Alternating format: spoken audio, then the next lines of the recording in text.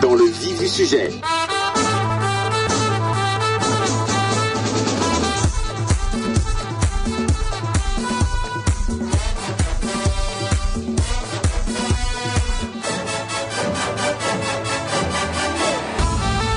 Tous les mercredis matins, le rendez-vous avec Anis Maraï dans le vif du sujet. Bonjour Anis. Bonjour Afef.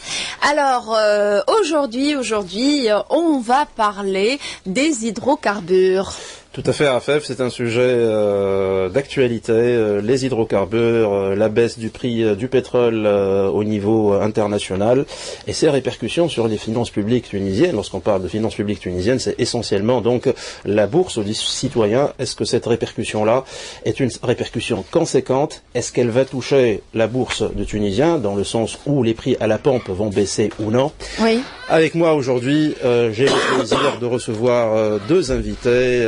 C'est Mahmoud El-Maï, qui est expert en pétrole. Il est aussi membre à l'ANC, donc élu à l'ANC, mais il interviendra en tant qu'expert en pétrole. Oui. Et puis un nouveau veneur, un nouvel invité, Mohamed Via Hammami, un journaliste d'investigation, essentiellement économique. Bonjour Via. Donc ensemble, on va essayer d'expliquer le mécanisme de compensation. Est-ce qu'il y a réellement une compensation dans les hydrocarbures? Oui, voilà. Combien coûte? Est-ce que la loi de finances, est-ce que le projet de loi de finances pour 2015 a été indexé sur le nouveau prix du baril du pétrole, qui est en baisse. Qui est en baisse, justement. Voilà. Est-ce que la baisse qui a été constatée depuis l'été jusqu'à ce jour a-t-elle été utilisée à bon escient? À combien revient-elle réellement au niveau du budget de l'État? Toutes ces questions-là seront débattues avec nos invités. Voilà, tout au long de l'émission jusqu'à 9h. Donc, d'abord, je voudrais vous remercier d'avoir accepté notre invitation et d'être parmi nous. Et je voudrais commencer avec une première question aussi évidente. Pourquoi, quand le prix du pétrole baisse à l'international, au niveau international, on va dire, pourquoi nous, en Tunisie, on paye toujours le même prix pour l'essence? Bonjour d'abord, bonjour à vos auditeurs aussi. Je vous remercie pour l'invitation. Effectivement, on a parlé de ça il y a quelque temps aussi avec vous. Je me rappelle, c'était en mai 2013. Oui. Et en 2012 aussi, quand le baril a baissé de 110 ou 115 ou 120 même en 2012 à 97. Et là, on s'est demandé où va la différence. Tout à fait. Aujourd'hui, on est dans les mêmes, je dirais, même plus aujourd'hui, parce que la baisse, depuis la dernière hausse à la pompe, on a constaté une baisse sur le baril de pétrole de plus que 30%, ce qui fait quand même, depuis le mois d'août jusqu'à aujourd'hui, une baisse sur le litre d'essence, par exemple, de 200 millim. Et avec ça, on voit rien. Et je me rappelle, quand on a parlé de ça il y a quelques mois, même un an et quelques, on s'est dit que le prix le prix du litre doit être fluctuant avec le marché. Et j'ai donné pendant ce temps, je ne sais pas si vous vous rappelez, j'ai donné une formule à laquelle on peut s'adapter, de le rappeler encore. S'adapter. Et cette formule-là a été l'année passée appliquée au Maroc. Et la Tunisie reste encore loin de ces idées-là. Et je n'ai aucune... la seule explication, c'est que quand le pétrole baisse, on essaye de remplir les caisses de l'État. Et en faisant croire toujours à la population que le prix de l'essence et du diesel est subventionné. En fait, non seulement il n'est pas subventionné, aujourd'hui il y a un revenu pour l'État d'environ 400 000 limes. On reviendra sur cette question-là pour essayer d'étaler un peu plus de la question sur dans notre émission. Mais juste pour dire, pour expliquer un peu à nos chers auditeurs et auditrices que le prix donc du baril de pétrole, c'est-à-dire la loi de finances, lorsqu'elle essaye donc d'indexer, je dirais, un prix particulier. Là, nous payons par exemple pour l'essence le samplon 50, ce qu'on appelle le samplon 50, je pense, donc à 1670 millim. Non, le 50 c'est le diesel, voilà. Le samplon d'IPP. Le samplon, voilà, donc le truc vert là lorsque vous allez à la pompe. Et on sait que ce prix-là a été indexé par le ministère donc de Finances et de l'Industrie, essentiellement de l'industrie, sur la base d'un prix du baril du pétrole qui est de l'ordre de $110. C'est-à-dire la loi de finances complémentaire a indexé ce prix-là sur la base de 110 dollars. Voilà. La question qui se pose actuellement, si le baril du pétrole a dégringolé de plus que $20. Donc il est à 90. Il est à 83, il est à 84 aujourd'hui. Maintenant, en ce moment, il est à 80-50. 50. Il a dégringolé de 27 Mais on garde toujours les 1670. Mais on garde toujours les 1600 et quelques. La question qui se pose, lorsqu'on sait que le pétrole, il est à la base de tout le processus économique. C'est-à-dire que lorsqu'il y a une augmentation du prix de pétrole, forcément, il y a donc une conséquence, l'augmentation des denrées, de toutes les denrées, de tous les services, et particuliers. Et là, ça n'aide pas donc l'inflation. Au contraire, on va arriver à un plancher d'inflation qui est, je dirais, incommensurable. Ouais. La question qui se pose, si, lorsque le prix du pétrole augmente, on fait augmenter les prix de l'essence à la pompe. Le mouvement inversé, pourquoi on ne fait pas baisser les prix du pétrole lorsque le baril du pétrole d'ailleurs ça veut dire ça influe sur le pouvoir d'achat de toute la population, parce qu'il faut savoir aussi que les fruits et légumes, le transport dans les fruits et légumes représente 30% du prix. Oui. D'ailleurs, on va profiter de l'occasion à Nice pour rappeler si il y a quelqu'un, des responsables du ministère des Finances qui sont à l'écoute. On a essayé de les contacter, mais on n'a pas pu les avoir. Donc, s'ils sont à l'écoute et veulent intervenir avec nous, l'antenne, elle est ouverte pour nous dire du moins pourquoi le prix ne baisse pas, et puis cette différence, elle va où? Si c'est pour financer des projets, on voudrait bien le savoir. De quel projet s'agit-il? D'accord. Il y a aussi l'autre question, c'est Mahmoud El-Maï, par rapport à cette, je dirais, utopie de la compensation du prix des hydrocarbures. On parle de compensation, alors que la structure même du prix du pétrole, elle est connue. C'est-à-dire, vous-même, c'est Mahmoud El-Maï, vous avez donné une interview donc à journal Sabah, donc le quotidien donc tunisien, dimanche dernier, je pense.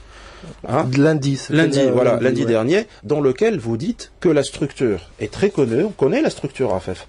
Mais c'est-à-dire, quand vous parlez de structure, on va essayer de simplifier un petit peu. La structure, oui. Si vous permettez, on sait très bien que l'essence aujourd'hui, et depuis un mois maintenant, et un peu plus d'un mois, arrive en Tunisie à un prix de 1 dinar 80 millim. 1 dinar 80 millim, c'est-à-dire? Il arrive au taux dollar-dinar de 1,82, je l'ai calculé. D'accord. Donc au plus haut taux du dinar dollar. Et il arrive au port. Après, pour le ramener à la pompe, stockage, transport, la marge de la pompe et tout ça, il y a 70 millim. D'accord. Et donc on arrive à la pompe à 1 dinar 150 millim. D'accord.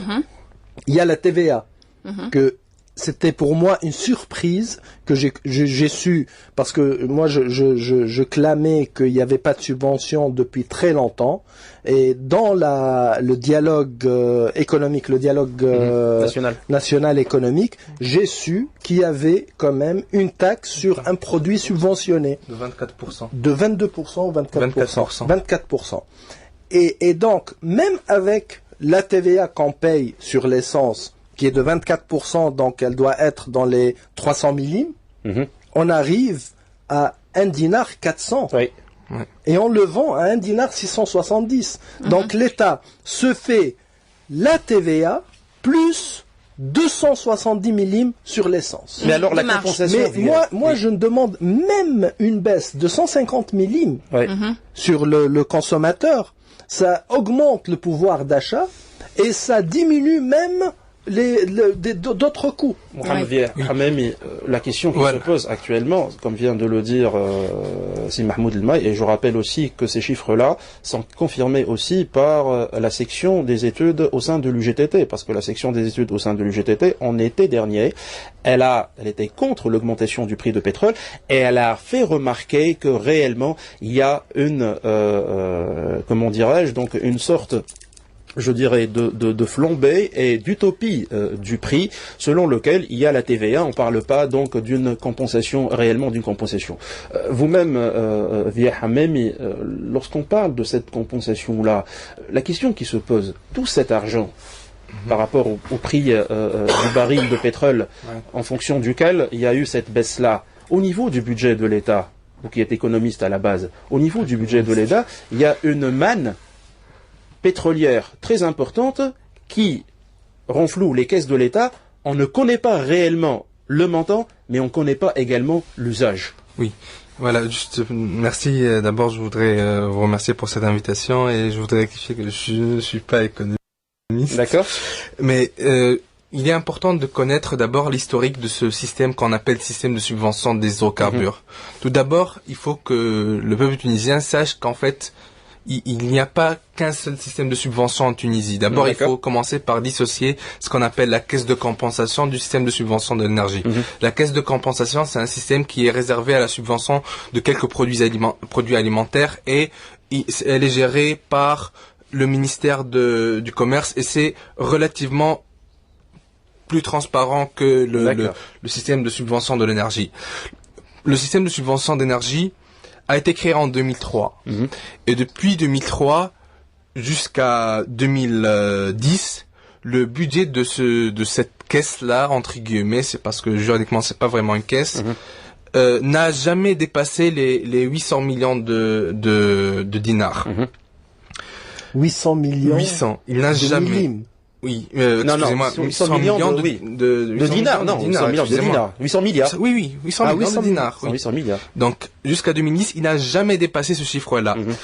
Et d'un coup, en 2011, le budget est passé de 550 millions de dinars à 1536 millions de dinars. C'est-à-dire, en une année, le budget, il a été multiplié par 3. Et ces chiffres-là, malheureusement, il est très très difficile de les obtenir. C'est-à-dire, lorsque vous parlez de chiffres, quelles sont vos sources? Mes sources, c'est directement la plateforme interne de gestion du budget du ministère des Finances. D'accord. Et là, ma grande surprise, qu'est-ce que j'ai remarqué? Qu'est-ce que j'ai trouvé?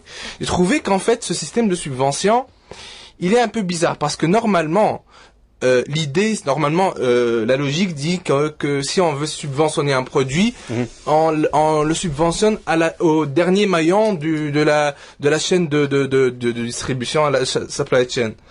Mais ce que j'ai trouvé, c'est que ce budget est distribué aux 3 entreprises publiques de ce secteur-là, qui sont l'ETAP, la STIR et la STEG. Et d'ailleurs, j'ai même les détails de 2003 jusqu'à 2012 de chaque année, quel est le budget réservé à la STEG, à l'ETAP et à la STIR. Bon. La plus grande partie, normalement, en théorie, la plus grande partie de ce système-là, de ce budget-là, va à la subvention du gaz. Parce qu'en Tunisie, on consomme essentiellement du gaz. Donc, c'est vrai que le citoyen lambda est plus sensible à l'augmentation du prix à la pompe parce que il voit ce prix directement. Mais il faut savoir que en Tunisie, il faut raisonner en termes de gaz, essentiellement si on veut analyser ce système-là. Mais malheureusement, lorsqu'on parle de la loi de finances, et là je reviens à votre question, à chaque fois lorsqu'on essaye de débattre la loi de finances, on ne parle jamais du prix du gaz, on parle seulement du prix du pétrole. Et ce qui est encore plus dangereux, c'est que on parle comme si la Tunisie ne produisait pas un certain pourcentage de sa consommation. On raisonne toujours au prix du marché, alors que en Tunisie, il y a une certaine part qui est prise par l'État, et même la production qui est produite par nos partenaires étrangers, les sociétés privées, on l'achète à un prix qui est inférieur au prix du marché de l'ordre de 20%. Donc même si donc c'est pas réellement un prix préférentiel. Si, un prix préférentiel. Oui, mais c'est pas très important par rapport à un pays qui produit. On diminue le transport. Ouais. C'est parce qu'on l'achète au prix FOB au lieu de l'acheter SIF. Donc coût insurance and fret, on l'achète de chez nous et donc il y a cette marge qui est bénéficiaire pour la Tunisie. Mais malgré que on a l'avantage d'être consommateur de gaz et non pas de pétrole, on a l'avantage de produire une certaine part de notre consommation, on a toujours ce problème-là. Et si Mahmoud a très bien expliqué comment est-ce que il y a une grande différence entre les prix qu'on pourrait acheter à l'échelle internationale, sur le marché international, et ce qui est produit, ce qui est vendu actuellement sur le marché. Moi, je suis tout à fait d'accord avec Dia que s'il y a subvention, elle doit arriver en dernier lieu. Et comme Dia, j'ai remarqué que, par exemple, l'Astir, qui est une industrie de raffinage, qui doit raffiner et qui a quelque chose que les autres raffineries n'ont pas, elle a un marché exclusif, qui est la Tunisie. Et donc, elle doit dégager des profits. L'Astir, elle est subventionnée sur le brut. Elle achète le brut au tiers du prix, le brut tunisien. Chose que les autres raffineries n'ont pas.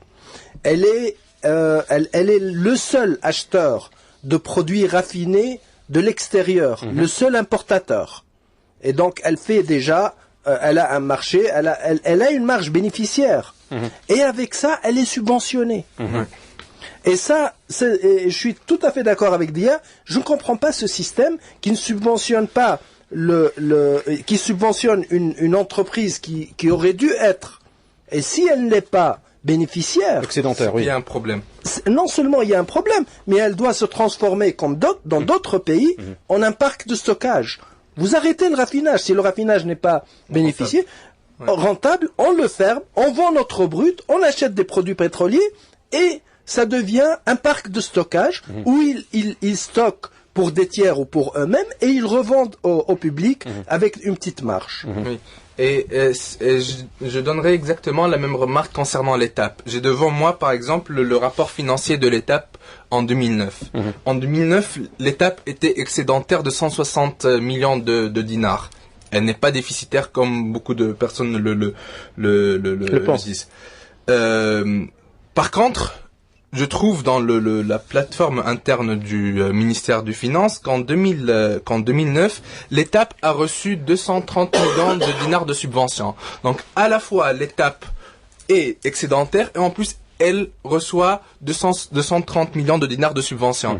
Et cette valeur est très proche de l'impôt sur les bénéfices de l'étape. Donc on dirait que l'étape est en train de verser de l'argent à l'État, 261 millions, et après l'étape est en train de recevoir de la subvention. Donc, c'est un cercle vicieux, exactement. Et c'est un système qui est très très mal géré, qui est totalement opaque. Et d'ailleurs, même dans son dernier rapport, la Banque mondiale a admis que que tout le secteur de l'énergie en Tunisie est opaque. Et cette opacité empêche même de faire de vraies réformes. Donc le gouvernement, à chaque fois, en soi-disant ils disent qu'il implémente des réformes et en fait c'est juste des augmentations qui sont très très difficilement justifiables, des augmentations de prix perpétuelles que à un certain moment on devrait poser des questions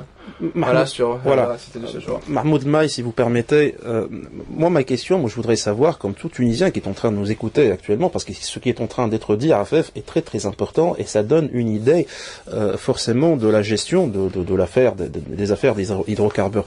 Mahmoud Maï, comment se fait-il qu'actuellement on ne sait pas le sort de la plus-value du pétrole, c'est-à-dire l'indexation $110 dans la loi de finances complémentaire, et les $80, on ne connaît pas réellement l'acheminement, la plus-value, le montant d'abord de cette plus-value-là, fait par l'État, qui avoisine, je pense, les 800 millions de dinars, et l'usage, surtout, nous savons, tous ceux qui s'intéressent aux finances publiques savent très bien qu'il y a un principe qui s'appelle le principe de la spécialité budgétaire, en fonction duquel toutes les dépenses et toutes les recettes, surtout les recettes, doivent figurer dans un document particulier pour être discutées. Actuellement, d'abord, on ne connaît pas le montant de cette plus-value-là. Ensuite, on ne sait pas ce que l'État a fait de cet argent-là. Ce qui est, au niveau de la gouvernance, de la transparence, quelque chose vraiment de très inquiétant.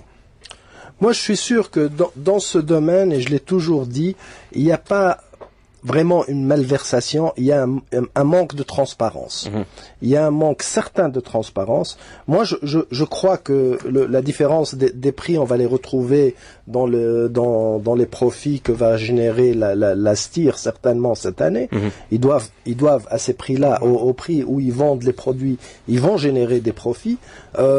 Est-ce que l'État leur donne quand même la subvention, même s'ils génèrent des profits? Ça, je ne sais pas. Il faut après regarder ce qui s'est passé en 2014. On va le savoir. Il y a un manque de transparence certain. Et ce manque de transparence, moi, j'ai remarqué à peu près quelque chose qui est certain. Le coût de raffinage en Tunisie est égal au coût du raffinage en Europe. Ce qui n'est pas permis. C'est-à-dire? Ça veut dire que une raffinerie, elle fonctionne comme ça. Vous avez des barils qui rentrent, des produits qui sortent, et puis un coût ou ce qu'on appelle la marge de raffinage. Et en principe, la marge de raffinage, il y a les frais fixes qui rentrent dedans, de la raffinerie. Et comme en Europe, les salaires sont beaucoup plus importants, on aurait imaginé que raffiner en Tunisie coûterait moins cher. Et au fait, il coûte la même chose qu'en Europe. Presque la même chose. Mais il se peut aussi que la STIR emploie encore plus de salariés. 10 fois plus. Ah ben voilà. Non, mais donc, à l'étranger, donc peut-être il y a une certaine optimisation à faire donc de la main d'œuvre, je dirais, des ressources humaines. Mais en Tunisie, à cause de l'interventionnisme quelque part, il y a ces mouvements sociaux qui voudraient que beaucoup de salariés soient là, alors que réellement, il ne devrait pas. Donc, des plans de restructuration. On sait que c'est très difficile d'aborder donc ce sujet-là avec des centrales comme le GTT ou autres. C'est très difficile. Ça peut être une explication, mais ça reste quand même très opaque comme secteur. Donc, recevoir un brut qui est subventionné au tiers du prix ou à 50% du prix de la production. Et ça représente peut-être la moitié du brut utilisé par la raffinerie. Avoir des produits, parce qu'on m'a expliqué que les produits tunisiens sont plus chers que ceux qu'ils importent. Et ça, c'est pas permis de produire, d'avoir une raffinerie pour produire un produit qui me coûte plus cher que si je l'achète de l'extérieur. Parce que... Voilà, donc on va marquer une courte pause musicale et puis on se retrouve toujours dans le cadre de l'émission, dans le vif du sujet. À tout de suite. Dans le vif du sujet. Dans le vif du sujet.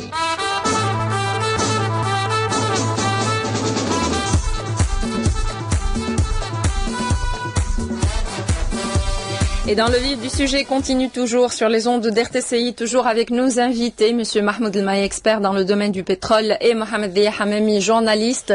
Anis Mora est toujours avec nous jusqu'à 9h, toujours dans le cadre de l'émission Dans le vif du sujet. Aujourd'hui, on a choisi de parler de la baisse, ou plutôt le pétrole et le prix du pétrole et ses répercussions sur les finances publiques tunisiennes.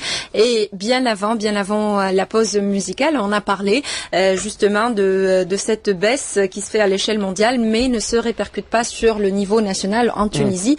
Et en antenne, là, on a évoqué l'exemple du Maroc et des sociétés de raffinerie, n'est-ce pas, Anis? Oui, tout à fait, mais il y a une autre question qui est très importante aussi. On a essayé de parler en aval, mais là, on va essayer de parler en amont, en aval, c'est-à-dire au niveau de la pompe. Mais là, on va essayer de parler en amont aussi pour voir ce qui se passe un peu. Mohamed Diahamé, mais la question qui se pose, parce que vous avez dit tout à l'heure qu'il y a 800 millions donc de déficit énergétique. Pourquoi ce déficit-là est en train d'augmenter de façon exponentielle? Qu'est-ce qui explique donc cette augmentation-là? En fait, D'abord, il y a une production qui est en train de régresser, mais le problème n'est pas dans le déficit. C'est-à-dire une production qui est en train de régresser. Oui, à cause des permis qui n'ont pas été renouvelés. À cause les permis pas de nouvelles découvertes. Excusez-moi, les permis qui n'ont pas été renouvelés, ce sont pas des concessions de production, donc ça n'a pas de rapport. Par contre, il y a pas de nouvelles découvertes qui sont développées. Il y a des nouvelles découvertes qui ne sont pas exploitées, des petits gisements marginaux. Il y a aussi le problème de la spéculation avec les concessions. Par exemple, il y a la concession ISIS qui est relativement C'est-à-dire juste pour essayer de faire comprendre un peu à nos auditeurs et à moi-même. Donc, c'est-à-dire qu'en Tunisie, jusque-là, on n'a pas réellement des gisements prometteurs. C'est un fantasme que de parler donc que la Tunisie flotte sur une mare de pétrole. Je pense pas qu'il y ait de pays qui flottent sur des mares de. C'était dans les années 80, c'était la Pologne qui flottait. Après quelques explorations, ils ont compris qu'il y a rien. Il n'y a pas de pays qui flotte sur une flaque de. C'est une métaphore. Pétrole. Oui, je sais, mais c'est utilisé d'une façon. Sinon, on aurait eu plein de. Mais c'est fantasmagorique. Oui, mais tout à l'heure, lorsqu'on discutait, on parlait du prix sur le marché international. Ouais. Et là, c'est le vrai problème. En Tunisie, on raisonne en termes de déficit énergétique. Ouais. Or, on devrait raisonner en termes de sécurité énergétique. C'est-à-dire, c'est quoi la différence? La différence, c'est le déficit, c'est la différence entre la production et la consommation. D'accord. Or, la sécurité énergétique, c'est le fait de sécuriser un approvisionnement régulier pendant une longue période. C'est-à-dire les stocks stratégiques, c'est ça? Non seulement les stocks stratégiques, mais même il faut parfois garantir, par exemple, des contrats d'approvisionnement à long terme pendant 1 ou 2 années avec plusieurs sources d'approvisionnement. Il faut garantir un approvisionnement régulier d'énergie. Mais là, il y a un problème aussi. Lorsque vous dites un contrat d'approvisionnement sur 1 année ou 2 années, cela signifie aussi qu'on ne sait pas réellement le prix du baril de pétrole. Je peux indexer ma loi de finances sur la base de $110, et là, peut-être qu'il va se retrouver à 120 ou 130 $. Oui. Alors là, c'est moi qui va intervenir. Aujourd'hui, et comme quand on s'est rencontrés la première fois où le baril est descendu de 120 à 97, aujourd'hui, et j'ai demandé à l'État, à Simed Dijma, il était ministre de l'Industrie, j'ai demandé de fixer les prix pour 1 an.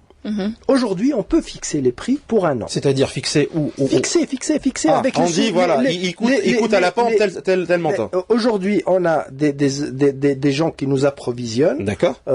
Et les contrats sont sortis apparemment et ils sont indexés sur la moyenne du mois. Les contrats tunisiens sont indexés sur la moyenne du mois. Donc quand on livre en novembre, on paye la moyenne de novembre. Ce qui arrive en décembre, on paye la moyenne de décembre. D'accord. Et quel qu'on soit le prix, c'est-à-dire même s'il dégringole de 20 à 30 $, le paye. Aujourd'hui, on le paye. Comme je vous ai dit, on l'a payé peut-être en août. 200 millim le litre plus qu'aujourd'hui. D'accord. Et ça varie avec le prix. Oui. Mais il varie pas à la pompe. C'est ça le problème. Aujourd'hui, à 80 $, l'État tunisien peut appeler les suppliers, les approvisionneurs, et leur demander, donnez-moi le prix d'aujourd'hui sur 12 mois. La peur des responsables ici, ils disent oui, je peux le fixer avec mon approvisionneur, mais si jamais le pétrole baisse encore, moi je leur réponds, aujourd'hui il est à 80. Le budget de 2014, il est à 97. On a 17 $ de marge. Et mon prix à la pompe ne change pas. D'accord. Et je peux le baisser si je fixe le prix. Eh ben, je fixe le prix parce que moi, je ne suis pas un spéculateur. L'État ne doit pas spéculer s'il descend ou s'il monte. Moi, j'ai un budget, je bloque mon budget, j'ai un revenu qui est certain sur l'essence et le diesel, et je peux arrêter jusqu'à décembre 2015. 2016 tout à l'heure. 2018, oui, mais il y a, excusez-moi de vous interrompre, Mahmoud El Maï, moi je pose la question, en tant qu'officiel, par exemple, qui réfléchit pour les considérations de l'État tunisien, je peux vous dire que j'ai un problème énorme de balance commerciale et de balance de paiement, et là, je ne peux pas, peut-être, assurer pour 1 année toute entière, donc des sorties, des devises très très conséquentes. Les sorties de devises ne sortiront qu'après livraison. comme aujourd'hui. Aujourd'hui, il est indexé sur le mois et on le paye 30 jours après la livraison. Eh ben, on continuera à le payer 30 jours après la livraison. D'accord. Mais on continuera à le payer $80, même s'il revient à $130. D'accord. Et aujourd'hui, les problèmes géopolitiques font que le pétrole, en une journée, peut prendre $10.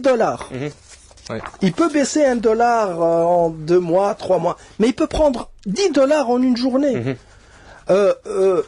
Il y a une réunion aussi en novembre de l'OPEP qui peut décider de diminuer, parce que leur budget, est calculé à $100. Ils peuvent décider de diminuer la production. Et ça va repousser les prix. Donc selon vous, Mahmoud Maï, la seule explication consiste à ce que on voudrait pas prendre donc la peine de Écoutez, expliquer c'est pas une décision qui peut être prise par la STIR ou par l'État. Oui, c'est une décision c'est politique, stratégique. C'est une décision politique. Ce que la STIR aurait dû faire, et je leur ai demandé, mais ils l'ont pas fait, c'est demander aussi dans l'appel d'offres d'avoir l'option d'un prix fixe. Et puis ils ont un prix indexé qui est normal, ce qu'ils font toutes les années dans leurs appels d'offres, et une option prix fixe. Et quand ils ont cette option prix fixe, ils sont pas obligés de l'appliquer, mais ils vont au gouvernement, ils leur disent on peut acheter 2014 à ce prix. Qu'est-ce qu'on fait? Et c'est au gouvernement de décider. Mais moi je pense, un gouvernement qui veut bloquer déjà une certaine somme en entrée et qui veut aider le pouvoir d'achat ne peut que le faire. Et puis s'il baisse encore plus, ben on a 2016. On va baisser le prix d'achat et baisser un tout petit peu à la pompe aussi. Surtout que les prévisions donnent un baril de pétrole, donc selon des prévisions, hein, je donne ça à FEF avec des réserves, en table sur $60 pour des considérations particulières. Il va encore baisser le prix. Il va encore baisser. Et là, Mohamed Vial Hammemi, nous sommes en pleine préparation du budget, donc 2015. Voilà, selon vous, est-ce qu'il va y avoir une répercussion de cette dégringolade du prix de pétrole? Est-ce que l'État, selon vous, essayera peut-être de réviser pour aplatir l'inflation, cette inflation? Donc, est-ce que selon vous, l'État va prendre ces considérations-là, ces mesures en considération? Tout d'abord, je voudrais rappeler encore une fois qu'en Tunisie, on est essentiellement consommateur de gaz et non pas de pétrole. Donc, on aimerait bien... C'est-à-dire lorsque vous dites de gaz, non de pétrole, comment ça? C'est-à-dire on consomme à plus de 80% de gaz dans notre mix énergétique et non pas du pétrole. Donc, on a un certain avantage. Mais malheureusement, dans la loi de finances, on ne voit pas le prix de gaz. Ça, c'est la première chose. C'est-à-dire, sur les 100% de consommation énergétique, nous avons 80% de consommation de gaz contre 20% de consommation de pétrole. Oui, même moins. C'est ça? Oui, c'est presque ça. Oui. C'est presque ça. Donc, pourtant, on ne voit pas le prix du gaz dans la loi de finances. Il y a une autre chose qui est aussi importante. C'est le budget de subvention. Dans la loi de finances, le budget de subvention, il est introduit dans le budget du ministère de l'Industrie. Donc, on ne le voit pas d'une façon séparée. Donc, il n'y a pas vraiment de grande discussion sur ce budget-là, alors qu'il y a un énorme problème. Au début de l'émission, j'ai dit que il y a une anomalie qui est vraiment flagrante et dangereuse qui a commencé en 2011, lorsque en une année, le budget de subvention de l'énergie a été multiplié par 3.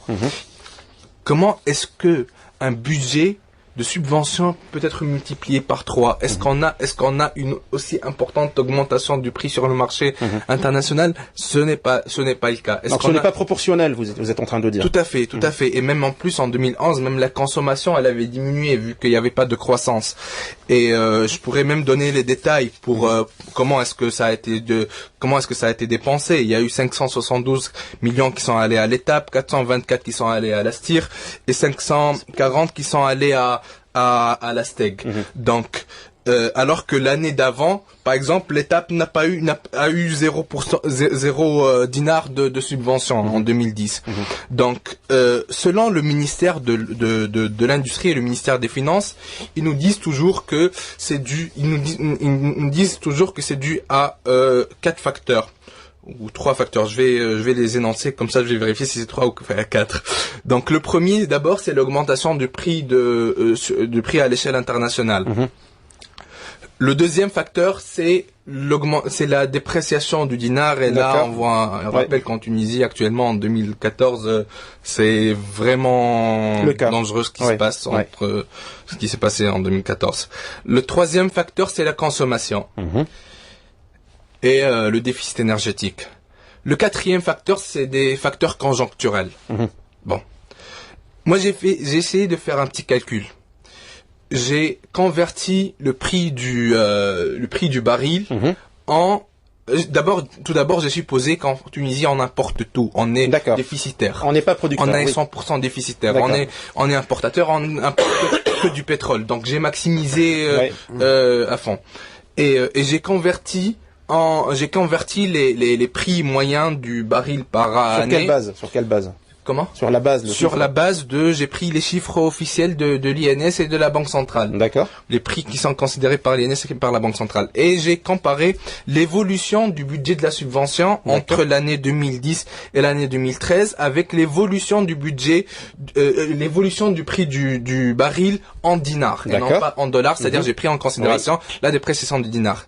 J'ai négligé la consommation parce que on a actuellement, si on prend la moyenne le taux de croissance annuel moyen de 2000 à 2010, il est de 1,5 environ, donc il est négligeable. Donc, qu'est-ce que j'ai remarqué? J'ai remarqué que, vu qu'il y a eu une grande élévation du prix entre 2010 et 2011, de 30% à peu près, 30% seulement, il y a eu une augmentation totale de à peu près 117%, 112% entre 2009 et 2013. Retenez bien le chiffre, 112%. Par contre, entre 2009 et 2013, le budget de la subvention de l'énergie a augmenté de plus de 700%. 700%. Plus de 700%. Il est passé de 500 millions de dinars, de 430 en 2009 à 3 milliards,7 en 2013. Une explication? Une explication, je n'ai pas trouvé d'explication. Non, moi, d'après ce que tu dis, parce que c'est pas des subventions, c'est des montants donnés aux compagnies. Tout à fait. C'est les déficits des compagnies. Normalement, ils sont pas déficitaires lorsqu'on voit les bilans comptables. C'est ça le problème. C'est ça le problème. Ils doivent C'est-à-dire même pour les mouvements sociaux. Vous êtes en train de parler des mouvements sociaux, des augmentations salariales, on sont négligeables, même si je peux même. Non, je pense pas qu'ils soient négligeables.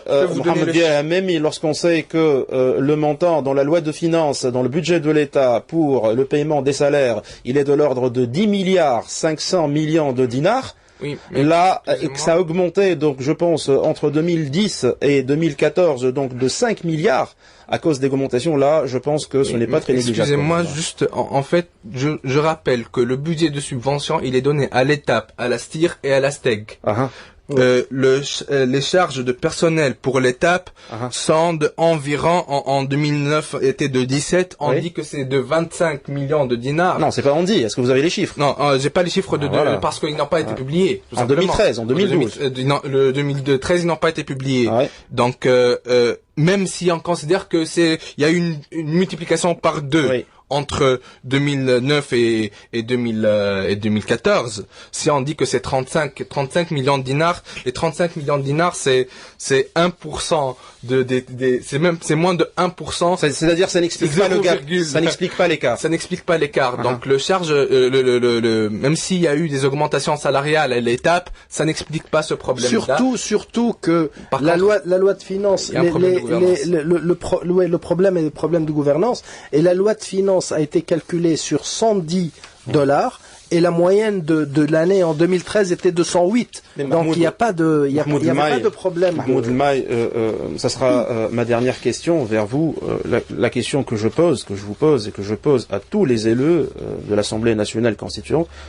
Pourquoi vous n'avez pas fait un audit des hydrocarbures en Tunisie? Nous avons remarqué dans la commission donc de l'énergie à RAFEF, il y a eu ce bras de force pour faire passer l'article 13 relatif à la propriété des ressources naturelles par le peuple tunisien. Pourquoi vous n'avez pas demandé un audit réel de toutes ces compagnies-là? C'était demandé, comme Dia le dit, par l'FMI. Moi, j'ai pris beaucoup d'interventions dans la loi de finances de 2012 et de 2013 et 2014 pour expliquer ce phénomène de subvention, et ça n'a pas été suivi ni par l'IS Farfer ni après par je voudrais dire autre chose aussi. On sait très bien que parmi les recommandations de FMI, c'est l'augmentation des prix pour arriver à entre guillemets la vérité des prix. Mais ce que je constate dans le document du FMI qui parle de cette réforme de subvention, c'est que avant d'augmenter les prix, il y a une démarche à suivre. Il y a 4 choses qui doivent être faites. La première chose, c'est un plan exhaustif de la réforme de tout le secteur. De tout le secteur. Ça, c'est la première chose. Et ce plan doit être élaboré en consultation avec les parties prenantes, en incluant des objectifs à long terme et des stratégies. Bon, il parle aussi de stratégies de communication pour accepter. Mais d'abord, il faut réformer tout le secteur. D'accord. Ça, c'est d'une part. Il y a un problème il y a un problème de gestion de ces compagnies. Tout à fait. De gouvernance. La deuxième chose. Bon, la deuxième chose, la stratégie de communication, c'est prôné par le FMI comme toujours. La troisième chose, il est aussi importante, un échelonnement. Le prix doit connaître quel sera l'échelonnement de l'augmentation des prix quel est notre but, à quel prix est-ce qu'on veut arriver, si réellement il y a un problème et enfin l'amélioration. Le dernier point, l'amélioration de l'efficacité des entreprises de l'État. Lorsque on voit que l'État, Plastir et l'Astec demandent chaque année un certain budget pour la subvention et qu'on ne comprend pas pourquoi est-ce qu'ils demandent ce budget et non pas un autre budget, il y a un problème de gouvernance de ces entreprises. Et pour finir, la transparence au niveau des finances de ce secteur. Le ministère nous donne par exemple les chiffres, la valeur de il nous donne la quantité, combien est-ce qu'on produit, mais il faut plus de transparence au niveau financier. Quelle est la valeur de la production d'une part, quels sont les prix d'achat par concession, par acheteur, et même au niveau du budget, la Banque mondiale a déclaré dans son rapport, je le rappelle, que il y a un manque de transparence au niveau du budget concernant le secteur de l'énergie. Je finirai juste, Rafef, avec une remarque, une précision. Jusqu'à ce jour, personne en Tunisie ne peut nous dire à combien s'élèvent les revenus de la manne pétrolière. Je parle de manne, je peux parler aussi de miettes, je ne sais pas. Oui. Alors, notre rendez-vous prend fin. L'émission prend fin pour aujourd'hui. On remercie infiniment nos invités. Monsieur Mahmoud El-Maï, expert dans le domaine du pétrole. Monsieur Mohamed Dia Hamemi, journaliste. Et puis, à 9h, Fatma Zahiri prendra la relève dans C'est le Mag. Le flash de l'actualité vous sera présenté par Mohamed Ali Cheib. Je remercie infiniment Haneb Ben Malem pour la coordination. Jeannette Wahrani pour sa collaboration. Votre ami Rafef était avec vous et puis on se donne rendez-vous demain matin, toujours à partir de 6h, dans le cadre du Réveil Malin d'RTCI. Bonne journée à toutes et à tous. Au revoir.